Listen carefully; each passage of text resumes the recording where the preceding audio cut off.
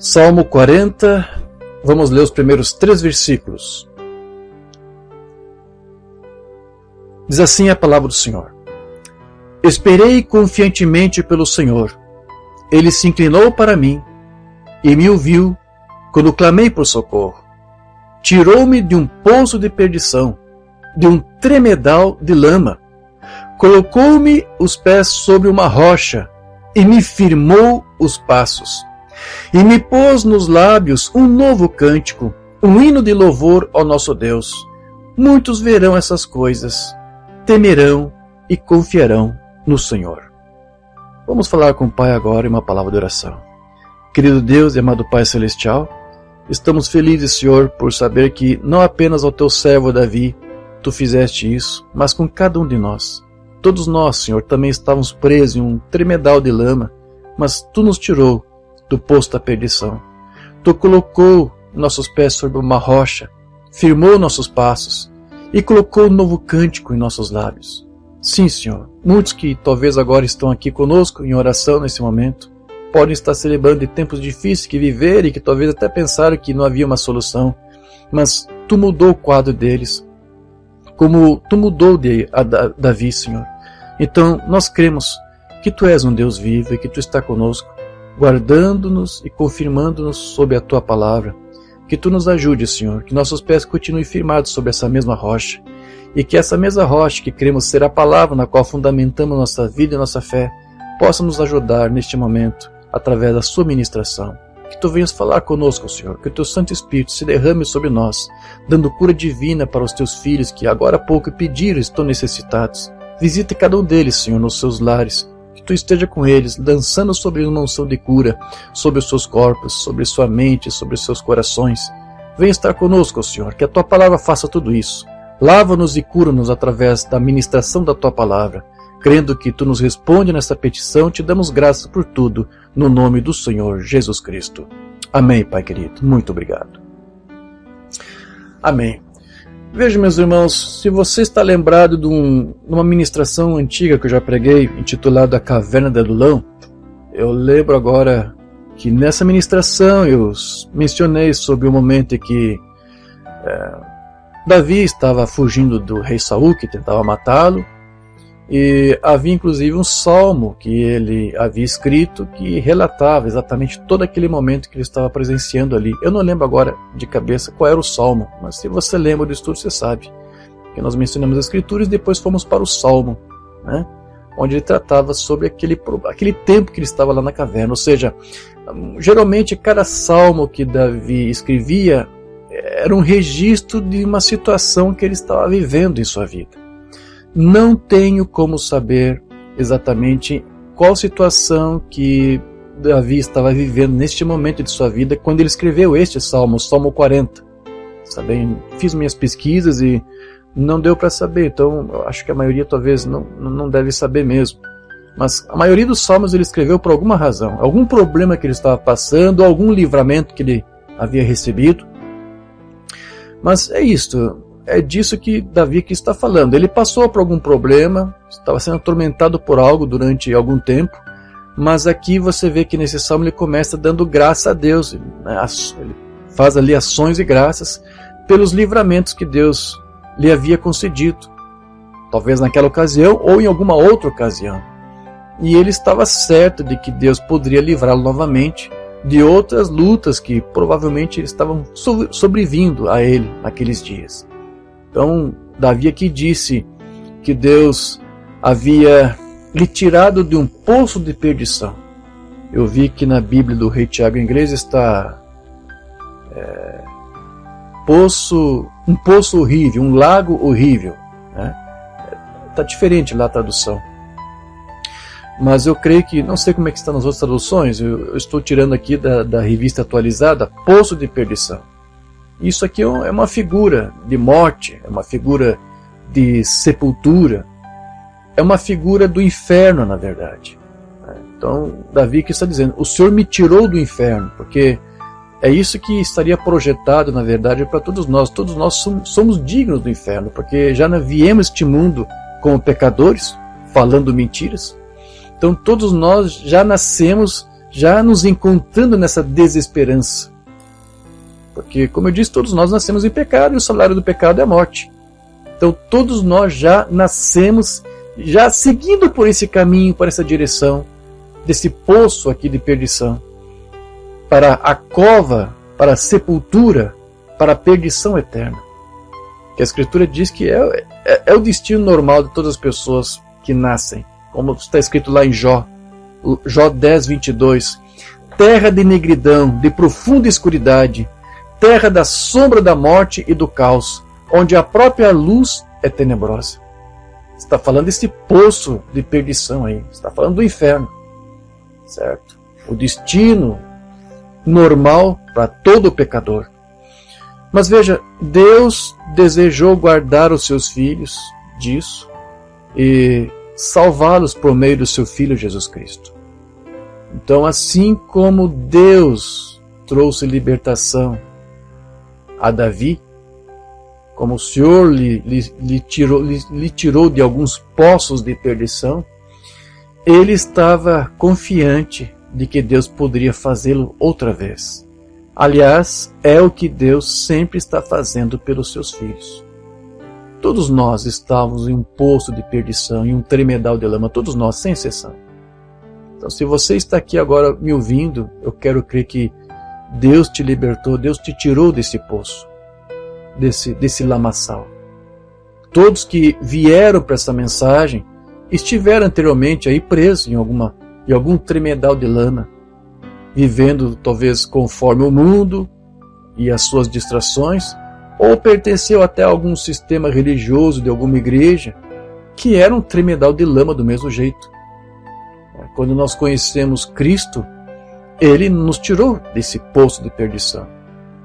E mesmo após nós termos vindo para essa mensagem, Deus continua com seus livramentos sobre nossas vidas, sobre nossa família. Nós que antes estávamos enredados em doutrinas heréticas, amém? Nós conhecemos a mão potente do Senhor, que com misericórdia nos tirou daquele lamaçal em que nós estávamos ali envolvidos, batendo palmas e dando aleluia, dando amém para coisas que nós estávamos ouvindo e que achávamos que estava certo, mas estava tudo errado. Nós estávamos num poço de perdição ali, num tremedal de lama. Mas Deus nos lavou por meio da lavagem da água pela palavra e também pelo sangue de Jesus Cristo. Ele nos tirou desse poço de perdição. Deus nos libertou de tudo isso.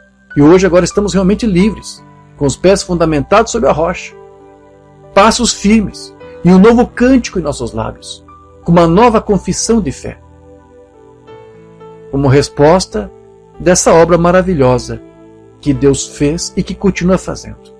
Então, como eu disse, muitos de nós, assim como Davi, estávamos mergulhados em algum tipo de poço de perdição. Vou usar aqui a figura que Davi usou no seu salmo. Nós estamos assim como Davi. Porém, no nosso caso, nós estamos nessa condição, ouvindo aí superstições, ouvindo doutrinas que vieram do inferno e que para lá devem voltar. Tudo que sai do inferno tem que voltar para lá. Amém? E a maioria de nós veio de uma fé católica, você que está aqui na mensagem, que crê na mensagem, ou você veio de uma fé católica, ou você já veio de uma outra igreja evangélica, de uma fé protestante. Porém, com esta mensagem, nós viemos a descobrir que tanto uma como a outra, católico, evangélico, não faz diferença. Sim, elas estavam nos levando para um poço de abismo da perdição. Era assim que o Umbanda interpretava. Amém? Mensagem que ele pregou em 54, a marca da besta. Agora, vejamos se estávamos certos. Se acertamos quanto ao catolicismo, então você sabe que o protestantismo o está seguindo. Ou seja, tanto a fé católica quanto a fé evangélica estão seguindo para o mesmo caminho. Ao ponto que, inclusive, hoje os pentecostais estão se tornando até mesmo piores que os católicos. Lembra que semanas atrás eu já até ministrei sobre isso? Citei para você vários sermões do Umbanda onde disse que se os pentecostais pudessem viver o mesmo tempo que os católicos viveram e promover seus dogmas e doutrinas, os protestantes, os pentecostais melhores, poderiam estar em condição pior que os católicos. E nós temos visto muitas bizarrices que o meio pentecostal infelizmente tem feito. Há muito de Deus no movimento pentecostal, com certeza. Eu vim desse movimento. Eu vi Deus operando de uma forma milagrosa lá. Amém? Mas eu também vi coisas ali que não eram do Espírito Santo. Não eram. Não podiam ser. Então, havia coisa ali que você via até Deus operando, mas não havia uma transformação, porque era só ali a unção ungindo a carne, assim como o Bando nos explica. Mas a alma, o espírito, não estava selado com o selo da redenção. Mas veja, porque havia sinais ali, e unção e cura, então muitos acabam se confundindo e achando, se Deus está mostrando seus sinais, então é porque estamos num bom caminho. Mas muitos ali estavam no caminho errado. Como o irmão Branham aqui está tentando dizer, seja o catolicismo, seja o protestantismo, eles estão andando no mesmo caminho, que é um caminho de perdição também. É o que ele vai tratar aqui.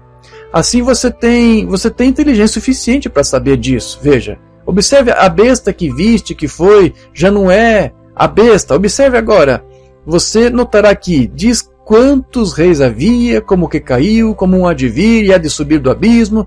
Não na Bíblia. Isto foi feito a partir de um monte de superstições. Não existe fundamento nisto. De onde vocês tomam o purgatório? De onde vocês tomam este não comer carne? E o sacerdote não se casar? E todas essas outras coisas que faz, e confissões, né? De onde você tira esse negócio de união hipostática, que até os unicistas da mensagem usam, que é um dogma católico, trinitário. Você sabe, eu já expliquei para você, os unicistas fazem uso dos dogmas trinitários para defender sua própria doutrina, para mostrar que trinitário e unicistas são tudo igual, são tudo farinha do mesmo saco. Certo? De onde eles tiram essa união hipostática? De onde eles tiram trindade? Unicidade? Dualidade? De onde é que eles tiram essa coisa? Livre-arbítrio? Essa é a pergunta que o Mamãe está fazendo. De onde vocês tiram isso? De onde vocês tiram isso? Não há nenhum lugar, em parte alguma, onde encontrá-lo. Por quê? Porque são doutrinas criadas pelo homem, acrescentadas, agregadas à palavra. Isto procede do inferno. Lá, do abismo de perdição. A Bíblia diz que sim, isto procede, a besta, o poder, a doutrina que ela tem procede do abismo e irá à perdição. Está citando aqui Apocalipse. Onde é a perdição? O inferno. Volta diretamente para o lugar de onde veio. Então, veja, quando Davi disse que Deus o tirou de um poço de perdição, significa que Deus o livrou do inferno. Essa é a figura que ele está usando. E aqui o Mombana está nos dizendo que para livrar-nos do inferno hoje, é preciso deixar de seguir o mesmo caminho por onde andam as igrejas católicas e protestantes. É isso que ele está dizendo aqui. Ele está fazendo uma leitura aqui das Escrituras para você. Porque não somos uma denominação, qualquer pessoa sabe o que perdição significa. É inferno. E observe de onde foi que ele subiu, do inferno. O que é isto? O abismo. Não existe nenhum fundamento para a doutrina católica, não existe nenhuma Bíblia para a doutrina católica. Não há tal coisa como alguma Bíblia para qualquer doutrina católica, de modo algum, com certeza. Então observe que o Mombana está citando aqui a escritura de Apocalipse, como te disse, que trata aqui do reino da besta, que trata também da Babilônia e das suas filhas. Então, este sistema procede da perdição e para lá deve voltar. Apocalipse 17, verso 8. A besta que viste foi, já não é, e há de subir do abismo e irá à perdição. Saiu do abismo e voltará para o abismo. E os que habitam na terra, cujos nomes não estão escritos no livro da vida desde a fundação do mundo, se admirarão vendo a besta que era e já não é, mas que virá. Então, há um povo aí que está atrelado, está preso a esse sistema, tanto de Roma quanto das suas filhas. E aqui a Escritura diz, esse pessoal, para estar amarrado a esse sistema, para ser conduzido para esse posto de perdição que eles estão, porque veio do abismo e volta para o abismo, é porque eles já nasceram para isso, estão amarrados, estão presos a isso. E aqui diz que eles vão se admirar por quê? Porque vai chegar um momento, a Escritura diz, que eles vão descobrir que durante todo o tempo a sua confiança estava em si mesmo e não na palavra de Deus. Davi disse, esperei confiantemente em Deus. Davi colocou sua fé, sua confiança em Deus. Então, para você sair desse abismo de perdição, para onde as igrejas estão indo, você tem que confiar não mais nas igrejas, não mais nos ministros, mas em Deus e na sua palavra. Então, eles tiveram talvez tempo de recebê-la, esse pessoal aqui, como também tiveram os habitantes da terra nos dias de Noé. Eles viram o que Noé estava fazendo, eles foram testemunhas. Então, talvez esse pessoal aqui vai ter seu tempo, eles vão ter uma chance, mas eles vão desperdiçar. Como eles desperdiçaram lá nos dias de Noé. Eles rejeitaram a palavra. Então, quando aquele dia chegar, eles então invocarão ao Senhor, como as virgens da parábola, lembra que invocaram pedindo por azeite e viram que era tarde demais. Provérbios capítulo 1, vou ler aqui vários versículos, do versículo 24 em diante. Provérbios 1, 24 diz assim, mas por que clamei e vós recusastes? Porque estendi a mão e não houve quem atendesse. Veja, Deus estendeu a mão de que forma? Trazendo a você a palavra para te tirar do abismo, do poço de perdição. Ele não quer que os seus filhos pereçam nesse lugar. Então ele envia a palavra, mas para alguns eles rejeitam totalmente. Então para esses que rejeitam, cujos nomes não estão escritos no livro da vida do Cordeiro, ele diz, vós recusastes, e eu estendi a mão, e não houve que atendesse. Antes rejeitastes todo o meu conselho, e não quisestes a minha repreensão. Também eu me rirei na vossa desventura. E em vindo o vosso terror, eu zombarei. Em vindo o vosso terror como a tempestade, em vindo a vossa perdição como o redemoinho, quando vos chegar o aperto e a angústia, quando chegar a tribulação. Então me invocarão, mas eu não responderei. Procurar-me-ão, como aquelas virgens que vão procurar naquele dia, certo? Porém, não me hão de achar. Por quê? Por que não vão? Porquanto aborreceram o conhecimento e não preferiram o temor do Senhor. Eles tiveram a sua chance, mas o que eles fizeram? Não, isso aí é dualismo, isso aí é aranismo, isso aí é testemunho de Jeová, esse aí tem demônio, esse é um filho do diabo. Ficou arrazoando, ficou rejeitando, usando desculpas, N desculpas, certo?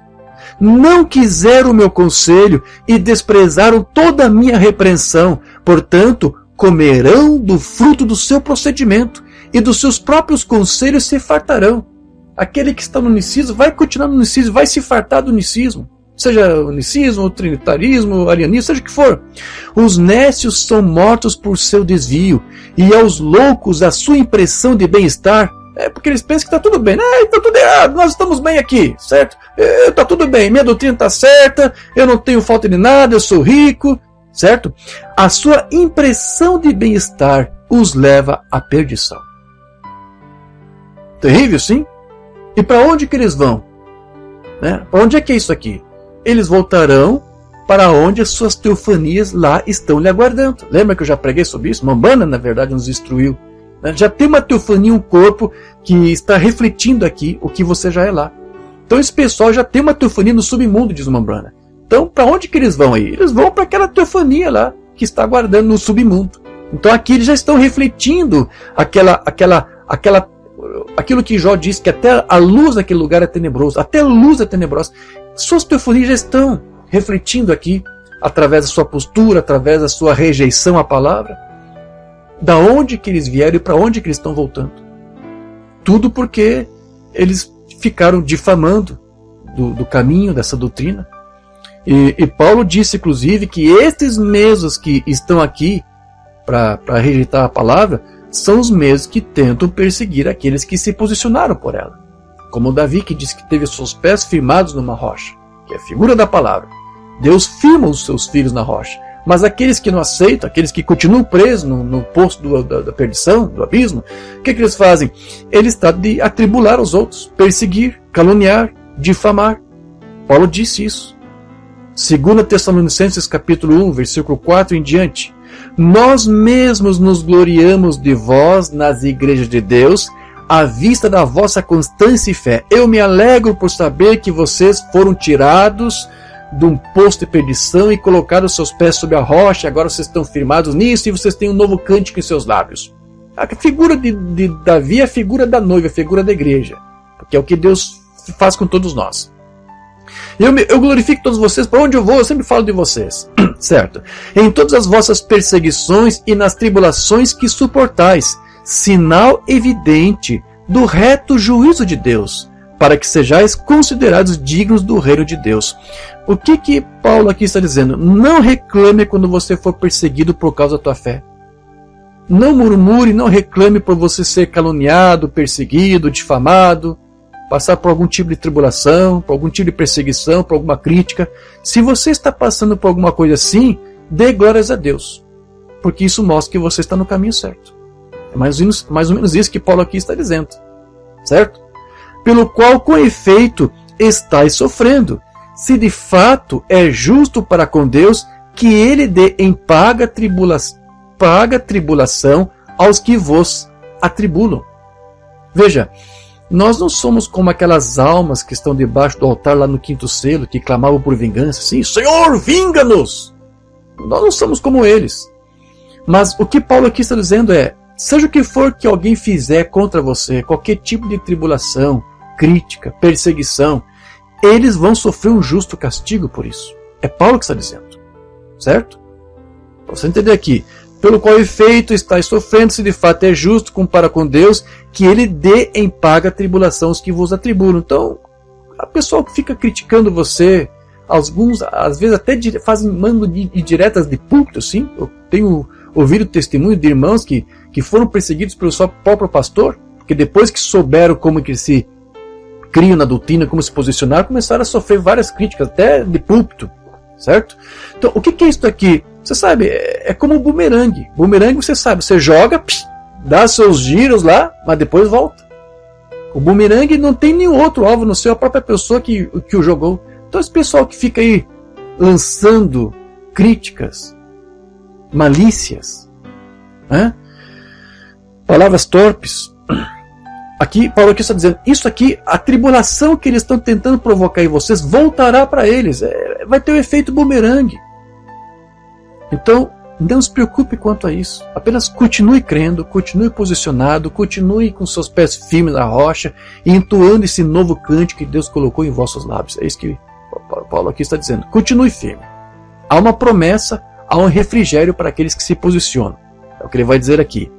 Quando do céu se manifestar, e a vós outros que sois atribulados, alívio juntamente conosco. Ou seja, há um alívio. Ainda que você seja perseguido, criticado, sabe que Deus vai estar por você, vai mostrar favor por você. E agora, Paulo aqui vai dizer da vinda de Jesus, né? Quando do céu se manifestar o Senhor Jesus com os seus anjos do seu poder. Mas não vai pensar que, por favor, que a resposta de alívio, de refrigério, Deus só vai te dar lá quando Cristo vier.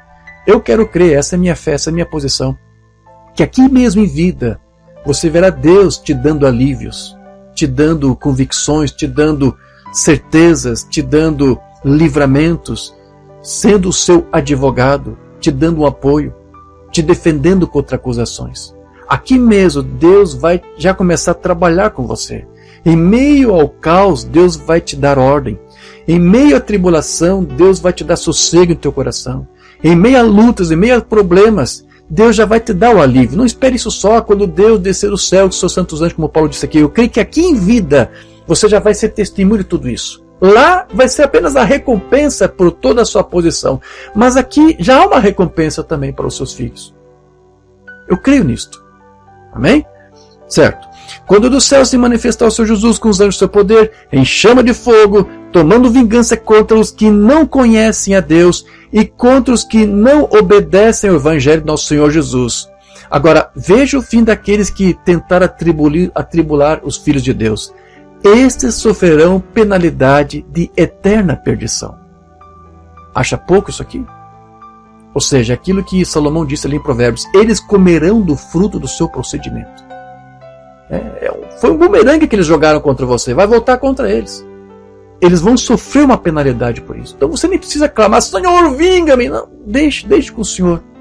Apenas continue fazendo o que Deus te chamou para fazer. Então veja, Paulo, ele disse que todos que se apresentam como adversários da fé que você professa, da sã doutrina, a sua própria atitude de antagonismo, de contrariedade, demonstra uma evidência de perdição, ou seja, que eles estão presos num poço de perdição, que eles estão amarrados, enlameados em um tremedal de lama, para serem adversários do que você confessa e que você crê. Filipenses 1, verso 27. Vivei acima de tudo por um modo digno do Evangelho de Cristo, para que, ou indo ver-vos, ou estando ausente, ouçam no tocante a vós outros, que estáis firmes em um só Espírito, como uma só alma, lutando juntos pela fé evangélica, e que em nada estáis intimidados pelos adversários, pois o que é para eles prova evidente de perdição. Então, qualquer que se mostre como o teu adversário para tentar te intimidar, Paulo aqui está dizendo, isso é uma evidência de que eles estão perdidos. Qualquer que se levante contra essa doutrina, que fique aí caçoando, dizendo isso é dualismo, isso é dois deuses, não sei o quê. Isso é uma evidência de perdição. Para eles estarem te chamando disso, é uma evidência de perdição. Para te intimidar. Mas Paulo disse, não receba nenhuma intimidação dos teus adversários. Mas também não tente se opor e lutar contra eles. Não faça isso. Porque a palavra diz, eles comerão do fruto do seu próprio procedimento. Eles vão se fartar do seu próprio unicismo, da sua própria teologia. Então deixe isso com Deus, no tempo dele. E para vós outros, salvação, e isso é da parte de Deus, certo? Então, veja, mais uma vez, assim como Deus livrou Davi do poço de perdição, o mesmo acontecerá para com os que aceitaram a correção e deram ouvidos à mensagem do Senhor no seu devido tempo. Deus tem feito isso conosco. Eu estava num tremedal de lama lá na denominação, e depois eu vim para a mensagem, e eu achei que já estava liberto, mas ainda está enlameado, porque tive companhias com um grupo aí denominacional da mensagem. E Deus continuou operando a obra, Ele não parou, não me deixou na metade do caminho. Porque seria injusto Deus me tirar da denominação, certo? E me deixar numa outra denominação da mensagem. Deus não faz nada pela metade. Se Deus te tirou lá, Ele vai te tirar de onde você estiver. Onde você estiver enlameado, se você é da eleição, tem o seu nome escrito no livro da vida do Cordeiro desde a fundação do mundo, Ele vai fazer uma obra completa, Ele vai te tirar do poço da perdição. Então o que Ele fez com Davi é uma figura do que Ele faz com a igreja, com a noiva de Jesus Cristo. Para que você se posicione pela palavra. A mensagem de cada era ao seu devido tempo. Cada crente eleito de cada era foi tirado do poço de perdição do seu tempo e foi trazido para a mensagem do seu dia, colocado os seus pés sobre a rocha. Então, como eu disse, alguns até tiveram a oportunidade de conhecer a verdade, de conhecer a palavra, de conhecer a doutrina, mas muitos acabam retrocedendo. Alguns rejeitam, outros até creem por algum tempo, mas depois retrocedem. Todavia, a palavra diz que a noiva que está casada com a palavra, que é o Cordeiro, nós ministramos aqui para você, nós estamos casados com Deus, estamos casados com o seu Filho. Mas é uma figura simbólica, você sabe que tem certas limitações aqui. Eu expliquei para você. Então, esta noiva que está casada com a palavra, ela nunca vai retroceder. Ela nunca vai recuar. Depois que você é tirado do lamaçal de lama, você nunca mais vai querer voltar para lá. Nunca mais. A tua natureza é outra. Hebreus 10:37, porque ainda dentro de pouco tempo aquele que vem virá e não tardará. Todavia, o meu justo viverá pela fé, a fé revelada. Se retroceder, se alguém recebeu uma fé, creu nisso, entendeu algumas coisas, foi esclarecido, não é isso que fala lá em Hebreus 6? Nele, se ele retroceder depois, nele não se compraz a minha alma. Nós, porém, não somos dos que retrocedem para a perdição. Somos, entretanto, da fé para a conservação da alma. Amém, meus irmãos? Então, o que faz alguns retrocederem ou sequer saírem do poço de perdição onde estavam é o fato de, como que eu já li aqui para você, dos seus nomes não estarem escritos no livro da vida do Cordeiro desde a fundação do mundo. Romanos 9, 22 em diante. Que diremos, pois, se Deus, querendo mostrar sua ira e dar a conhecer o seu poder, suportou com muita longanimidade os vasos de ira preparados para a perdição? Então tem um povo aí que nunca vai sair do poço da perdição. Foi preparado para ficar nesse poço de perdição. Nunca saíram de lá. Pode ser que por algum tempo, ou durante toda a sua existência, esteve envolvido em uma vida religiosa, mas é um poço de perdição do mesmo jeito. A fim de que também desse a conhecer as riquezas da sua glória em vaso de misericórdia, que para a glória preparou de antemão. Então, já tem um povo já separado, selecionado por Deus, para ser tirado do poço de perdição no devido tempo. Então, eles irão para a perdição porque eles não receberam a palavra do Senhor, preferindo então se fartar dos seus próprios conselhos, como disse Salomão. Lá no livro de Oséias, capítulo 4, e a parte B do versículo 14 diz assim: o povo que não tem entendimento corre para a sua perdição. Quem são esses? O que você já viu, você já entendeu. Estão presos aí num poço de perdição, num tremedal de lama. Então veja que o sistema da besta, ele vai ser julgado, e não somente ele, mas todos aqueles que pertencem a esse sistema aqui, diz lá a Escritura, que vão ficar admirados. Por que isso? Porque eles preferiram andar no caminho largo que conduz à perdição. Não foi isso que Jesus disse? O caminho da verdade é um caminho estreito, que é o caminho da vida.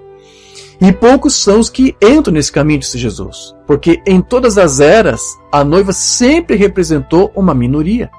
Exatamente como aqueles que escaparam nos dias de Noé. Foi uma minoria que escapou. Foi uma minoria que seguiu o caminho estreito. Enquanto que o restante, a grande maioria, seguiu pelo largo caminho. E é disso que Jesus vai falar para nós. Vamos ler isso aqui? Mateus capítulo 7, versículos 13 a 23. Preciso ler esses 10 versículos para termos um bom contexto aqui. Certo?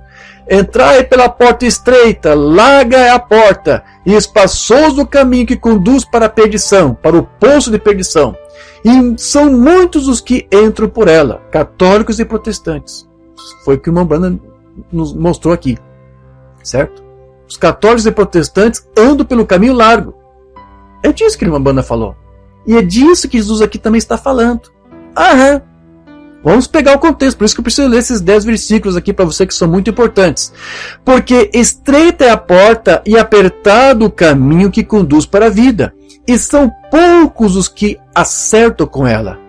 Acautelai-vos dos falsos profetas. Eu te faço uma pergunta: onde estão esses falsos profetas? Em qual caminho? No estreito ou no largo? Hã? Onde é que estão esses falsos profetas? Estão no caminho largo. Consegue entender aqui que Jesus não está falando de pagãos? Não está falando de pagãos, está falando de religiosos. No caminho largo há muitos falsos profetas. Por isso que ele disse: fuja do caminho largo, porque lá há muitos falsos profetas. Bom, vamos continuar a leitura para você entender bem o que Jesus aqui está falando. Ele está falando de religiosos. Ele está falando de futuros crentes que se diriam crentes nele. Cristãos. Acautelai-vos dos falsos profetas, que se vos apresentam disfarçados em ovelhas, mas por dentro são lobos roubadores. Pelos seus frutos os conhecereis. E como nós já vimos, eles vão comer do seu próprio fruto também, certo? Colhe-se porventura uvas dos espinheiros, ou figos dos abrolhos? Assim toda árvore boa produz bons frutos, porém a árvore má produz frutos maus. Não pode a árvore boa produzir frutos maus, nem a árvore má produzir frutos bons. Agora, vamos lá, meus irmãos, mais uma vez. Procure entender que o tempo todo aqui Jesus está se referindo àqueles que reclamam ser seus seguidores, que pregam o seu evangelho. Ele não está aqui se dirigindo aos pagãos, mas aos crentes que andam pelo caminho largo. É desses que Jesus aqui está falando. Amém? Eu não quero aqui ser muito desonesto com os ministros aí fora, os denominacionais, porque eles gostam muito de usar essa escritura assim. Você que é um bêbado, você que bebe, você que fuma cigarro, você que vai para boate, você que está viciado em entorpecentes, né? Você que está em estado deplorável, imoral, você que tem se prostituído, largue esse caminho porque é um caminho largo e muitos vão por esse caminho. Aí eles dizem: venha para Cristo, venha para Jesus, venha para a igreja.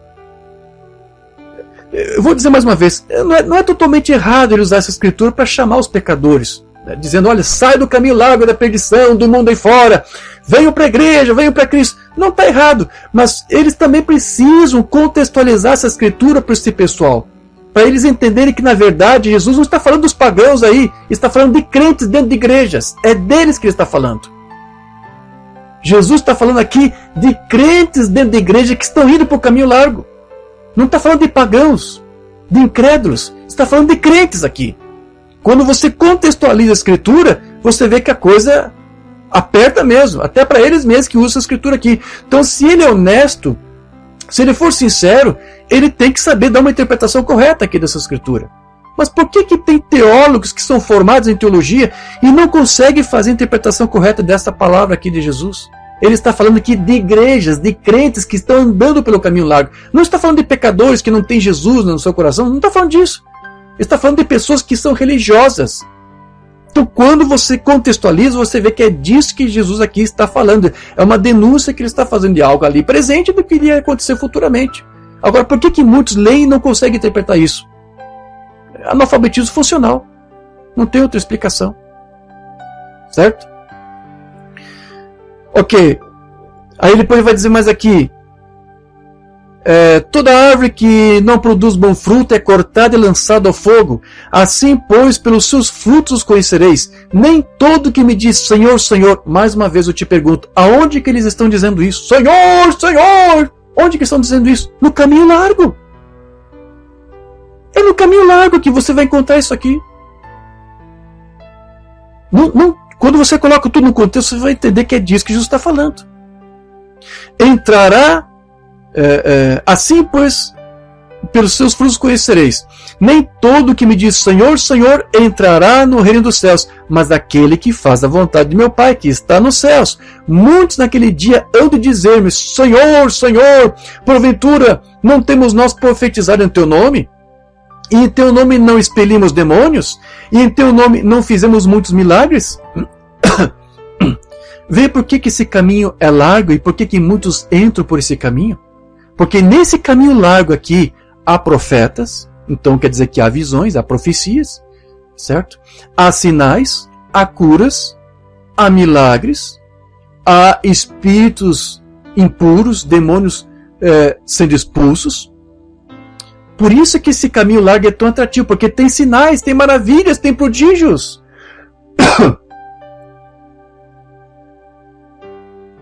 Então, o caminho largo é um caminho sedutor. É um caminho que chama a atenção de muitos. Agora, como eu volto a dizer, por que alguns ministros não estão conseguindo interpretar isso aqui? Então Jesus vai dizer, então lhes direi explicitamente, nunca vos conheci, apartai-vos de mim os que praticais a iniquidade. Desculpe. Veja, Jesus aqui não está negando que eles produziram sinais. Ele não está negando que eles expulsaram demônios. Ele não está negando que eles receberam visões e profecias. Ele não está negando que houve sinais de cura divina, que houve milagres. Ele não está negando nada disso. A única coisa que ele está negando é que ele os chamou para fazer isso. A maioria que estava fazendo todos aqueles sinais estavam ali por conta própria. Deus não os chamou para fazer. Talvez eles até tiveram uma chance de se corrigir em algum momento.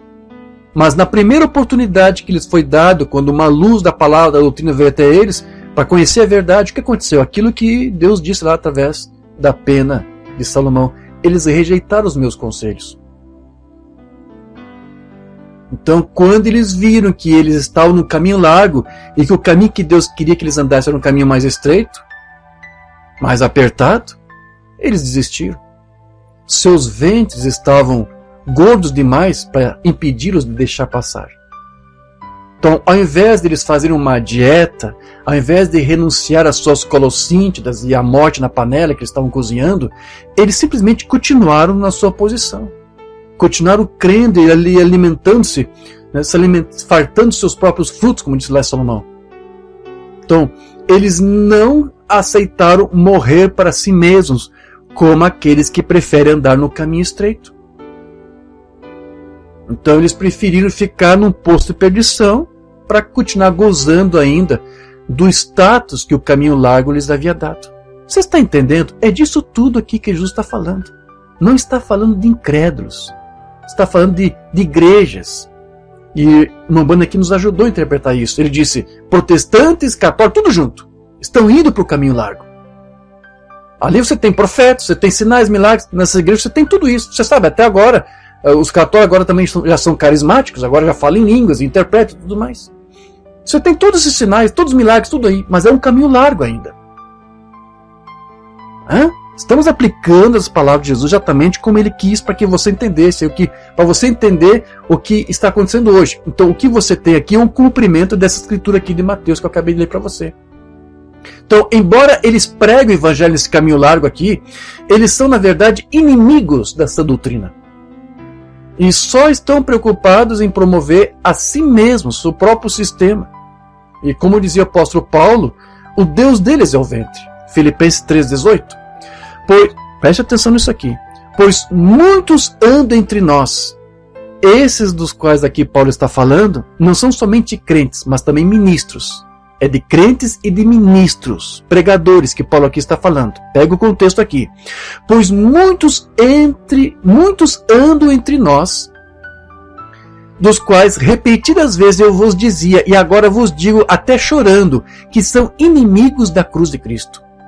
Paulo aqui está se referindo, como eu disse, a ministros que são inimigos dessa doutrina dentro da própria igreja. Agora eu te pergunto, como que isto é possível? Como que o ministro que prega o evangelho pode ser inimigo do próprio evangelho que ele está pregando? Como que ele pode ser inimigo da cruz? Ele está tentando promover uma coisa, mas ele mesmo está combatendo aquilo que ele promove. É disso que Paulo aqui está falando. Há pessoas que aqui andam entre nós, e eu já tinha alertado a você sobre isso, pregando o evangelho, né, se passando como um pregador, mas na verdade eles são inimigos daquilo que nós estamos tentando promover aqui. Agora eu te pergunto, você acha que isso aqui é só para os dias de Paulo, meu irmão? E se eu disser para você que dentro da mensagem, dentro dos tabernáculos da mensagem, também existem inimigos aqui de Cristo, da cruz de Cristo? Você sabia disso? Você sabia que dentro dos tabernáculos da mensagem, ministros que pregam a mensagem são inimigos da própria mensagem que eles estão pregando? Havia ministros que pregavam o evangelho de Paulo, mas eles estavam fazendo um trabalho contrário ao evangelho. Estavam criando coisas que desfavoreciam, que levavam o evangelho ao vitupério. Seu próprio testemunho de vida, as próprias coisas que eles falavam, agregando coisas, tiravam coisas do que Paulo disse, e que Pedro disse que alguns que faziam para a sua própria perdição. Quem é que fazia isso? Quem é que tirava e acrescentava coisas que Paulo falava? Os próprios ministros. Por isso que Paulo diz, são inimigos da cruz de Cristo. São inimigos. E dentro dessa mensagem você tem ministros que tira e acrescenta coisas que o irmão Banda falou. Eles falam coisas que o irmão Banda não disse, certo? E deixa de dizer certas coisas que ele falou. São inimigos da cruz de Cristo também. Como foi nos dias de Paulo. Esses mesmos ministros, com esse mesmo unção, com esse mesmo espírito, está aqui fazendo a mesma coisa. Amém? Então, acredite se quiser, existe isso dentro dos tabernáculos. Então, veja, não são com os ex-crentes que abandonaram a mensagem que você tem que se preocupar. Você tem um bom povo aí fazendo um bom barulho, é verdade. Gente que era crente, mas nunca foi crente de verdade. E que hoje chamam o William de falso profeta e tal, e fazem matérias e vídeos e tudo mais. Mas, irmãos, não se preocupe com esse pessoal. Eles são inofensivos. Principalmente porque agora eles abertamente dizem que são contra o William Branham e contra você, porque diz que ele é falso profeta. Não se preocupe com eles. Se preocupe com aqueles que estão dentro da mensagem e que diz que estão pregando a mensagem. Esses são os verdadeiros inimigos da cruz de Cristo. É com esses que você tem que se preocupar. Os incrédulos de fora não fazem tanto estrago como os de dentro. Aí depois é dito, o destino deles é a perdição. O Deus deles é o ventre. E a glória deles está na sua infâmia, visto que só se preocupam com as coisas terrenas. Eu quero ler para você rapidinho aqui uma nota do Dr. Barnes para as notas que ele escreveu para a Bíblia, onde ele fez um comentário sobre essa escritura aqui, só para você entender um pouco melhor que é exatamente disso que Paulo aqui está tratando. É de temer que em todos os momentos existam tais inimigos da cruz dentro da igreja. Inimigos da cruz na igreja. Não é gente lá fora, né, pai de santo, não é isto, não. É ministros. Inimigos da cruz de Cristo dentro da igreja. E a linguagem do apóstolo implica que é um assunto apropriado de tristeza e lágrimas. Ele chorou por isso e todos nós devemos chorar também. Sim, é motivo de choro, de pranto. Saber que as pessoas que estão conosco, alegadamente crendo conosco e pregando, estão combatendo aquilo que era para crer. É por esta causa que tantos danos são causados à verdadeira religião do mundo. Agora escute isso. Um inimigo secreto num acampamento pode causar mais danos do que 50 homens que são inimigos declarados. Por isso que eu disse, não se preocupe com os descrentes que saíram da mensagem. Não se preocupe. Se preocupe com um que está infiltrado no meio de você. E um único membro ímpio ou inconstante numa igreja pode causar muito mais danos do que muitos homens que se opõem declaradamente à religião. É isso. É disso que Paulo ali estava falando. Não é tanto por infiéis, escarnecedores e blasfemadores que o dano é causado à causa da religião, é pelas vidas profanas de seus amigos professos, o mundanismo, a inconsistência e a falta do espírito religioso adequado, ou seja, com uma mente, um espírito correto da doutrina. Entre aqueles que estão na igreja, quase todas as objeções feitas à religião vêm desse setor, e se esta objeção fosse eliminada, a religião de Cristo logo espalharia os seus triunfos por todo o mundo. Concordo com o Dr. Barnes aqui.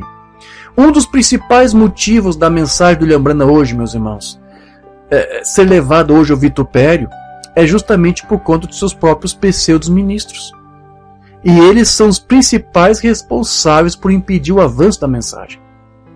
Qualquer enciclopédia que você for pegar aí, virtual, pega a Wikipédia, que é muito consultado, né?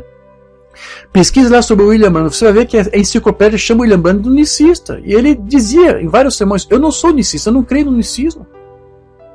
Eu não tenho esse espírito ímpio e dogmático do unicismo.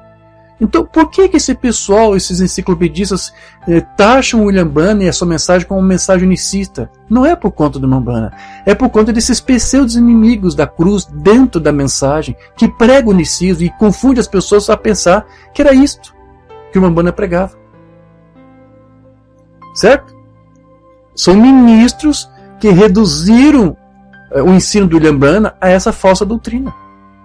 Recentemente aí um suposto ministro da mensagem entrou em um debate em um programa de rádio aí com um pregador trinitário denominacional, a fim de supostamente defender a mensagem de William Branham, só que o tempo todo ele só defendeu o unicismo, que é uma coisa que o William Branham nunca defendeu em suas mensagens, mostrando que o Deus desses ministros é o seu próprio ego.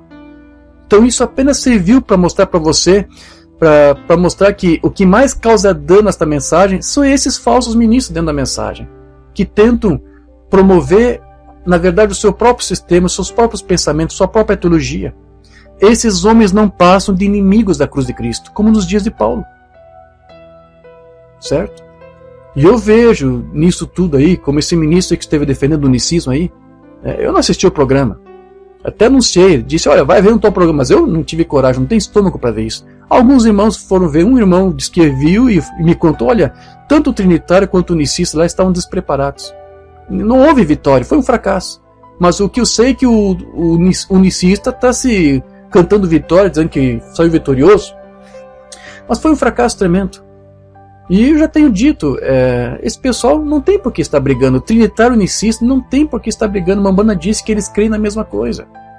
Eles creem na mesma coisa. Eu já disse para vocês, já expliquei, no dia do concílio ecumênico, esse pessoal vai se dar as pazes. Todos eles vão beijar a mão do Papa. Eles vão pregar a mesma coisa. Eles creem na mesma coisa, na verdade. Apenas usam uma semântica diferente, mas é tudo a mesma coisa.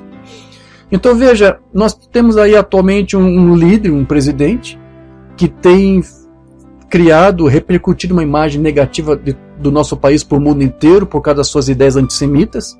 E o que está vendo isso no natural se reflete também agora no espiritual.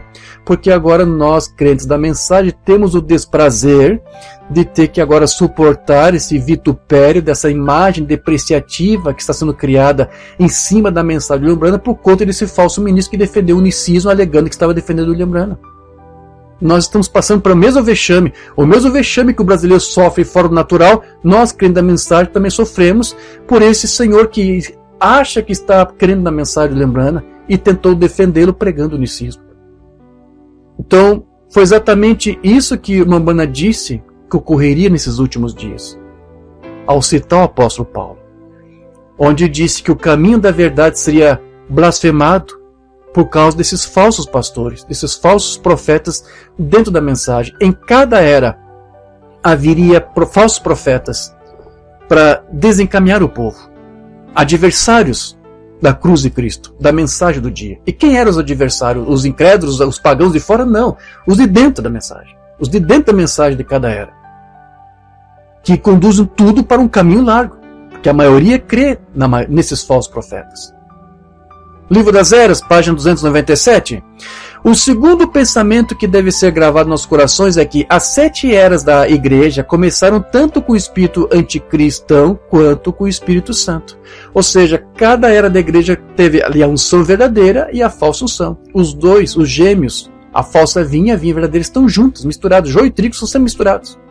Você tem ali um profeta verdadeiro, um mensageiro que foi vindicado por Deus para aquela mensagem, mas ao mesmo tempo, ao lado dele, você vai ter ali falsos profetas pregando ismo, pregando erros, que deve ser bendito para sempre. 1 João 4:1, amados, não creais a todo espírito, mas provai se os espíritos são de Deus, porque já muitos falsos profetas se têm levantado no mundo. Você notou? O espírito anticristão está identificado com os falsos profetas. As eras chegaram com falsos profetas e se extinguirá com falsos profetas. Ou seja, do início ao fim de cada era, elas começaram e terminaram com falsos profetas. Então, não poderia ser diferente agora nesta última era da igreja. Vai terminar com falsos profetas pregando a mensagem, sendo na verdade inimigos dela. Agora, evidentemente haverá um falso profeta genuíno, que é o anticristo, em quem o diabo vai se encarnar, no grande sentido daquele homem mencionado em Apocalipse. Porém, por agora, antes de sua revelação, hão de aparecer muitos falsos profetas. Mateus 24, 23 e 26. São várias escrituras que o irmão Brana aqui vai citar e que eu até poderia citar aqui para você, mas como o irmão Brana já está citando e explicando, então eu prefiro citar essa mensagem aqui do irmão Brana no seu livro, para já ler os comentários dele, inclusive. Então, se alguém vos disser, eis que o Cristo está aqui ou ali, não lhes deis crédito, porque surgirão falsos cristos e falsos profetas e farão tão grandes sinais e prodígios, que se possível for enganaria até os escolhidos. Eis que eu vou-lo tenho predito, portanto, se vos disser, eis que ele está no deserto, não saiais, eis que está no interior da casa, não acrediteis. Esses falsos profetas nos são assinalados em várias outras escrituras, tais como as seguintes, segundo Pedro 2:1-2, e também houve entre o povo falsos profetas, como entre vós haverá falsos doutores, que introduzirão encobertamente heresias de perdição. Por que isso? Porque ainda estão presos num poço de perdição, e negarão o Senhor que os resgatou, trazendo sobre si mesmos repentina perdição. E muitos seguirão as suas dissoluções, pelos quais será blasfemado o caminho da verdade. Da mesma forma, hoje, a mensagem desse dia tem sido blasfemada e vituperada por causa dos falsos ministros da mensagem, inimigos da mensagem, dentro dos tabernáculos da mensagem. Eles têm levado essa mensagem ao vitupério, pelos quais será blasfemado o caminho da verdade. Por quem? Por esses inimigos.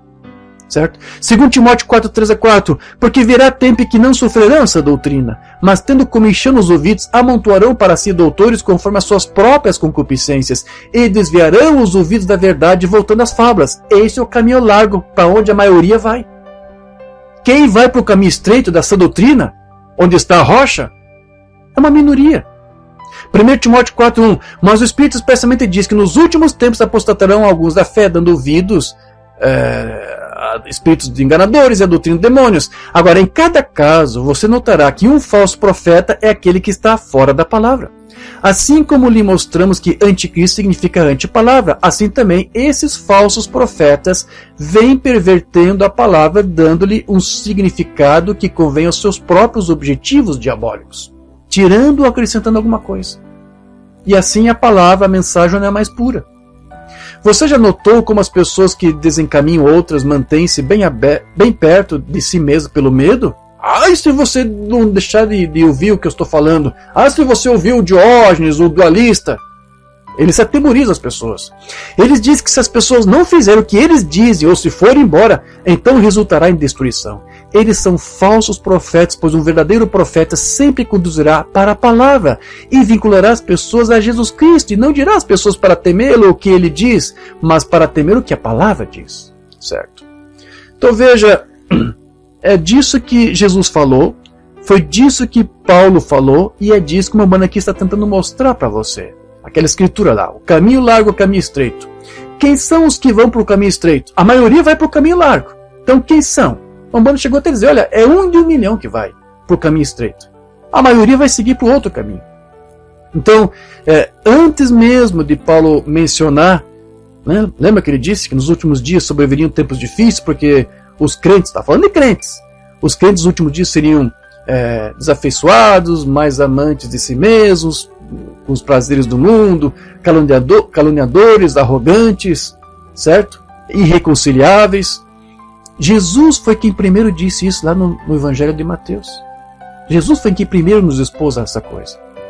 E foi exatamente assim também que o irmão Branham havia compreendido. O irmão Branham entendia que essa questão que Jesus apresentou ali da porta larga e a porta estreita era para onde os cristãos estariam indo no tempo do fim. A maioria deles iriam para o caminho largo da perdição. Cristãos. E só um punhado iria para o caminho estreito. O irmão Branham também interpretou dessa forma. Ele entendeu, o William Branham entendeu do que Jesus ali estava falando. O selo de Deus, 54. Agora recorda, Jesus disse, estreita é a porta e apertado o caminho e poucos há que a encontrem, porque largo é o caminho que conduz à perdição. Aí o irmão Branham vai dizer, mais 1.054. Quem está familiarizado com os sermões de Mambana sabe que ele aqui está citando uma matéria de jornal que foi publicada naquele ano, em 54. Houve um grande avivamento batista, os batistas se gloriaram. 1 milhão entrou nas nossas igrejas em 54. Aí Mambana pega essa manchete e diz, olha, esse é o caminho da perdição. Esse é o caminho largo. Você está entendendo? Ele está interpretando Jesus corretamente. Vou repetir, os pastores denominacionais, eles pegam aquela escritura para dizer, você que está nas drogas, você que está na prostituição, larga a boate, larga o vício, larga o adultério, venha para a igreja. Mas eles não entendem que Jesus está falando das igrejas que estão indo para o caminho largo. Tente contextualizar a coisa. Agora você tem um profeta para colocar a escritura no seu devido lugar. Mais 1.054. Aí a irmã diz, larga é a porta que conduz à perdição. Mais 1 milhão aqui em um ano, mais outro milhão não sei onde, né? E muitos são os que entram por ela. Isso mesmo. Liderança. Uma das últimas mensagens que uma irmã pregou aqui. 7 de dezembro de 65. E se fosse assim com a igreja hoje, 1 em 1 milhão. Ou seja, 1 de 1 milhão que vai pelo caminho estreito. Está vendo onde ela estaria? Estreita é a porta e apertado o caminho, e poucos haverá que encontre, porque espaçoso é o caminho que conduz à perdição, e muitos serão os que entrarão por eles. É verdade, irmão Branham? Eu não sei, mas eu só estou citando a escritura para você. Estão vendo?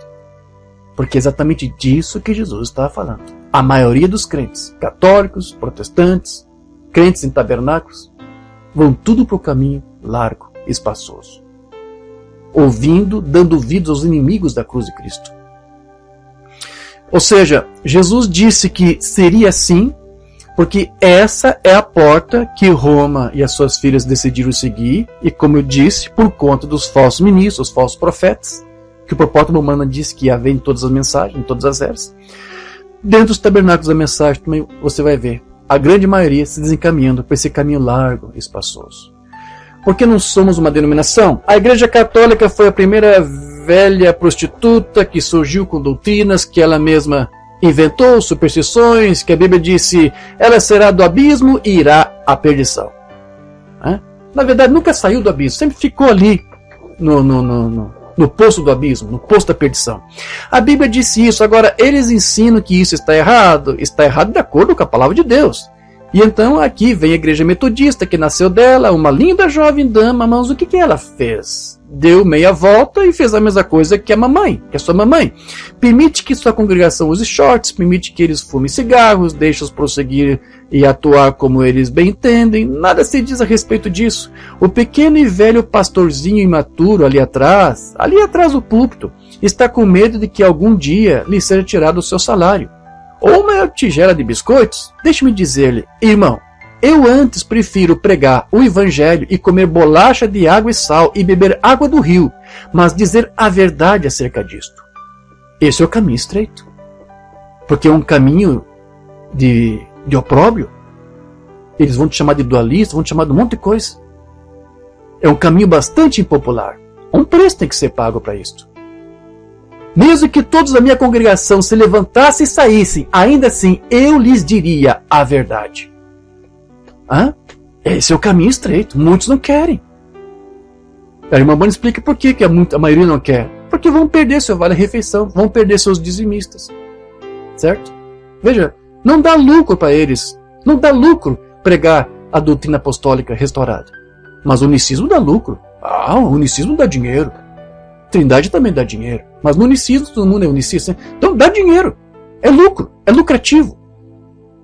E na verdade, tudo se resume, na verdade, a dinheiro. Mambana falou isso. Paulo falou disso. Lobos vorazes. Jesus falou dos lobos vorazes. Não é isso? Por quê? Porque eles estão interessados no dinheiro, na lã das ovelhas, no materialismo. Certo? De certo que sim. Que há?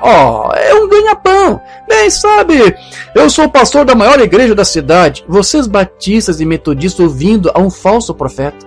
Agora, isto é duro, mas qualquer coisa que ensina contrário a esta Bíblia é um falso profeta. União hipostática. Falso profeta. Onde é que está isso na Bíblia? Não me importa quão polida possa ser, é uma falsa profecia. Estou citando união hipostática porque quem assistiu ao debate disse que o ministro unicista da mensagem falou em união hipostática lá. Ou seja, usou um dogma católico, trinitário, para defender seus pensamentos unicistas. Nem na Bíblia você encontra união hipostática, nem sequer nos sermões da mensagem. Eu desafio esses unicistas que citam união hipostática a achar um único sermão do Mambana onde ele cita união hipostática. E não vá pensar que ele é um ignorante, que ele não conhecia. Ele sabia que era união hipostática, sabia que os unicistas e trinitários usavam isso. Mas você não vai encontrar isso nenhuma vez no sermão dele. Por que eles estão falando uma coisa que nem o Mambana falou? Porque eles têm mais revelação que o William Branham. Porque na verdade eles estão agregando algo que a mensagem não diz. Essa que é a verdade. Inimigos da cruz. Inimigos da mensagem. Não importa quão polida possa ser, é uma falsa profecia. Isso mesmo. União hipostática. Tudo está bem desde que você tenha o seu nome no livro. Você pode ter seu nome em uma dúzia de livros. Se você não estiver no livro da vida, você está perdido. Você pode ser extremamente bom, pode ser tão leal e limpo e digno quanto possa ser. Isso não terá nada a ver com o assunto. Amém? Então, já para nós nos encaminharmos aqui para o nosso encerramento dessa pequena conversa aqui que estamos tendo. Observe que Paulo ele disse que os inimigos da cruz, que não poupariam o rebanho, ele estava com isso sugerindo que eles caem nisso pelo dinheiro, como eu acabei de dizer. E o Mambana ele disse que todos os sistemas, na sua grande maioria, caem pelo mesmo motivo. A palavra é usada, a mensagem é pregada apenas como um pretexto. O objetivo é outro. Quarto selo. Note, plenamente Satanás em seu trono. Sim, Senhor, ofereceu a Deus, ofereceu ao nosso Senhor. Aqui está ele, sentado aqui, com este coração bestial nele. Agora, aqui está a pessoa besta, o diabo encarnado. Tá tudo bem com o sinal? Vocês estão me ouvindo? Tá muito parado o chat aqui. Vocês estão me acompanhando? Espero que sim. Que coisa! Aqui está ele, aqui sentado, o diabo encarnado. Agora, aqui está a pessoa besta, o diabo encarnado. Ele faz sua aparição aqui na terra, sob a falsa pretensão. Que coisa! Sob a falsa pretensão da verdadeira palavra, ele se associa com a palavra. Ele se associa com a palavra, mas com uma falsa, um falso pretexto. O objetivo é outro. Ele fez exatamente a mesma coisa que o seu tipo fez, que foi Judas, 2000 anos atrás. O que fez ele? Judas entrou como crente, sendo um diabo desde o princípio. Ele nasceu filho da perdição, nasceu dentro do poço de perdição e morreu no poço de perdição. Nunca saiu de lá. Não enganou Jesus, porque ele o conhecia desde o princípio, amém? Pois era a palavra, muito bem. E lembre-se, Judas tomou lugar como tesoureiro. Por que isso? É um tipo do caminho espaçoso onde a maioria das igrejas entrariam e cairiam por isso. E caiu por dinheiro. Assim cai a igreja deste dia. É um tipo. A maioria que vai para o caminho largo vai por causa dessa questão também financeira. Eles não querem abrir mão das suas doutrinas. Então eles preferem combater quem prega essa doutrina para eles não perderem seus dizimistas. A igreja católica, como notamos ontem à noite, cobrando por novenas, cobrando por orações e cobrando por tudo mais. É quase a mesma coisa. É a mesma coisa sobreveio às filhas da igreja católica que foram as protestantes. E as filhas das protestantes, que são os tabernáculos da mensagem. Os tabernáculos da mensagem, a grande maioria veio dos protestantes. A coisa toda está envolvida em dinheiro. Foi aí que Judas caiu. E aqui é onde ele caiu. É aí onde os protestantes caem. E é aí onde os inimigos da cruz da mensagem caem também. Eu espero que você esteja entendendo o que estou dizendo aqui. Então, esses sistemas voltam todos para o inferno de onde saiu. como Judas, que saiu do inferno e voltou para o inferno. A semente de discrepância, só vou ler uma parte aqui. Judas Iscariotes, nasceu o filho da perdição, veio do inferno, retornou para o inferno. Não te estribes no teu entendimento, ele era filho da perdição, nasceu da perdição, retornou à perdição. Ou seja, nunca saíram do poço de perdição, nunca saíram de lá. Amém? Então, meus irmãos, aqui já para nós concluirmos, certo? É por isso que, por tudo que nós temos visto, e é a maneira perfeita como nós estamos vendo aqui as Escrituras se cumprindo, é que nós precisamos dar graças a Deus por Ele ter nos permitido entrar por esse caminho estreito e nos unir com os poucos desprezados do Senhor. São muitos irmãos, às vezes famílias inteiras que ficam preocupados. Irmão, agora estou entendendo a mensagem, estou compreendendo a doutrina, eu tenho colhido testemunhos, volta e meia estou recebendo mais e mais testemunhos, ministros, né?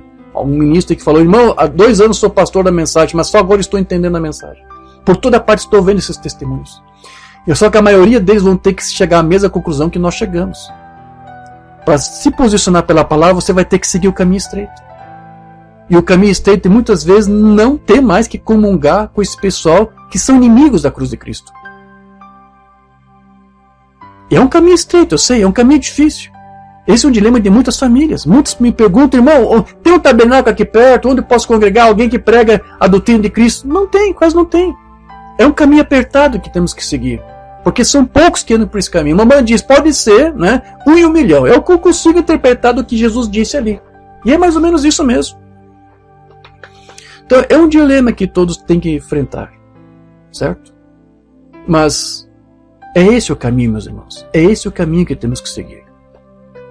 Ore a Deus para que, quem sabe, Deus levante aí na tua cidade um ministro que prega a palavra, a doutrina, para que você possa ter reuniões. Mas se você não tem, você vai ter que seguir esse caminho. É um caminho apertado. É uma pena, mas é isto. É a situação constrangedora a qual temos que levar. Vou tomar emprestado as palavras do Dr. Barnes. Se a mensagem fosse pregada da forma como o irmão Bunny ensinou, cada tabernáculo da mensagem, o que tem de tabernáculo da mensagem para aí, não é verdade? Como não seria maravilhoso? Mas você não pode. Tem tabernáculos aí que, se você pôr os pés ali dentro, você vai atrair a ira de Deus contra você. Porque isso é a Escritura sendo dita. A maioria anda por esse caminho largo. Inimigos de Cristo lá, falsos profetas lá, que caíram pelo dinheiro. E por causa disso ensinam outras coisas. As palavras de uma banda assim, objetivos diabólicos. Então todos nós, meus irmãos, nós merecíamos o inferno. Mas damos graças a Deus por Ele ter nos tirado do poço de perdição, do tremedal de lama em que estamos envolvidos, seja o trinitarianismo, o unicismo denominacional, ou o unicismo dos tabernáculos. Agradecemos a Deus por Ele ter nos ajudado. E se nós não tivermos tabernáculos para congregar, pelo menos então nós pagamos o preço para continuar nesse caminho estreito, porque não há outro caminho. Amém? Procure entender isso. No Salmo, Davi não disse que ele saiu do poço de perdição. Ele disse, Deus me tirou do poço de perdição. Não foi você que saiu da denominação. Não foi você que largou o unicismo. Foi Deus que te tirou desse poço de perdição. Não foi Davi que se esforçou para se desvencilhar do lamaçal de lama em que ele estava ali. Né? Foi Deus que te tirou lá.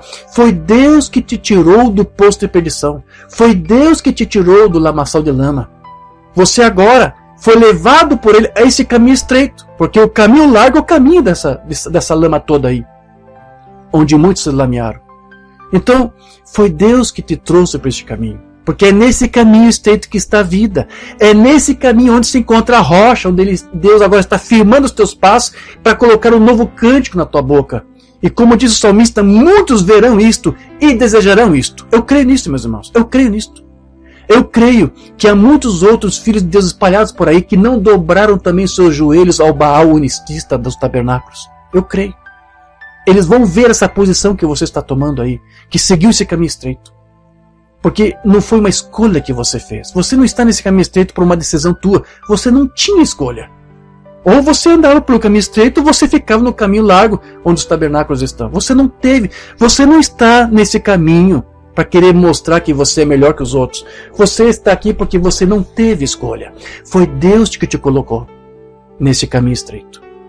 Como não foi Davi quem saiu do lamaçal, ele disse: Deus me tirou. É Deus que está nos tirando. E se ele começou uma boa obra, ele vai completar essa boa obra em nós. Amém?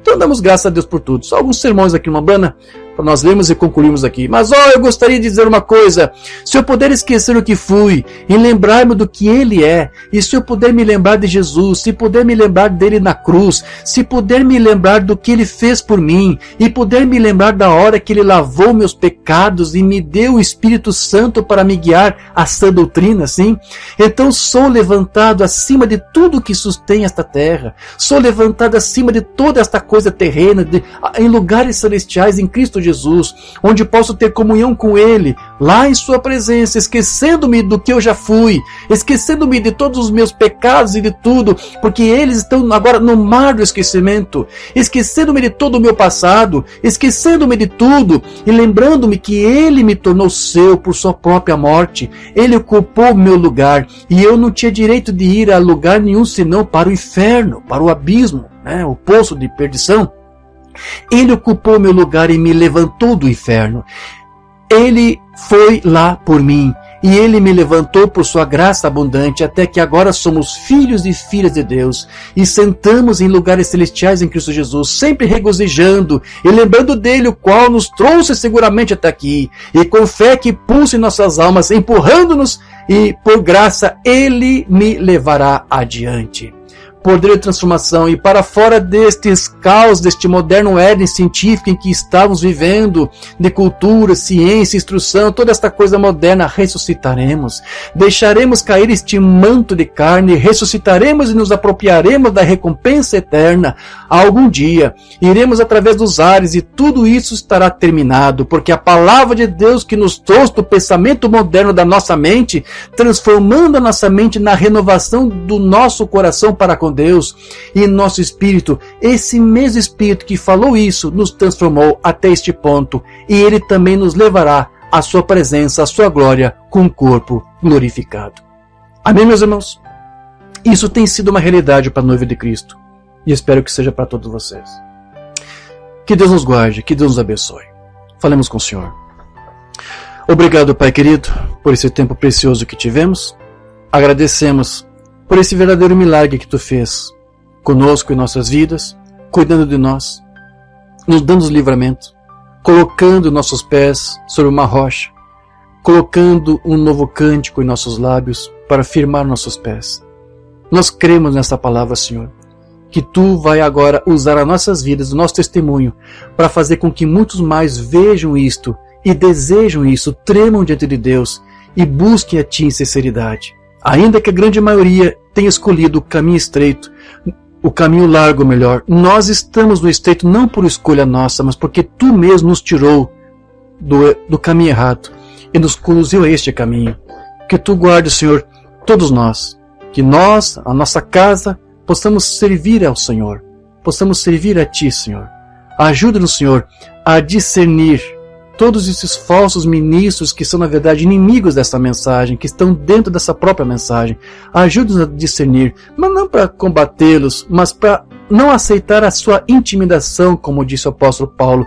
Não seja intimidado pelos adversários, pelos inimigos da cruz, mas que possamos levar adiante a Tua palavra e apenas não ser mais enganados e confundidos. Que Tu nos guarde, Senhor, que Tu nos livre de todo mal. Não desejamos mal para os que nos perseguem, para os que nos caluniam, mas hoje aprendemos pelo que Paulo nos disse, que suas maldições contra nós voltarão a eles num efeito bumerangue. Tu levantará eles em juízo. Então, Senhor, apenas descansamos em Ti e nas Tuas promessas. Ajuda-nos, Senhor, enquanto cambaleamos aqui, ainda que caminhamos que torto, Senhor, nos ajude. Nos ajude, Senhor, a andar a passos firmes e seguros, e que não venhamos a nos virar nem para a direita, nem desviar para a esquerda, nem muito menos retroceder, porque nós não somos os que retrocedem, mas somos daqueles que foram chamados para viver de acordo com a Tua palavra. Guarda a Tua igreja, Senhor, que aqui está. Nos livre de todo mal. Esteja conosco, assim pedimos, e Te damos glórias por tudo, em nome do Senhor Jesus Cristo. Amém, Senhor Jesus. Graças a Deus.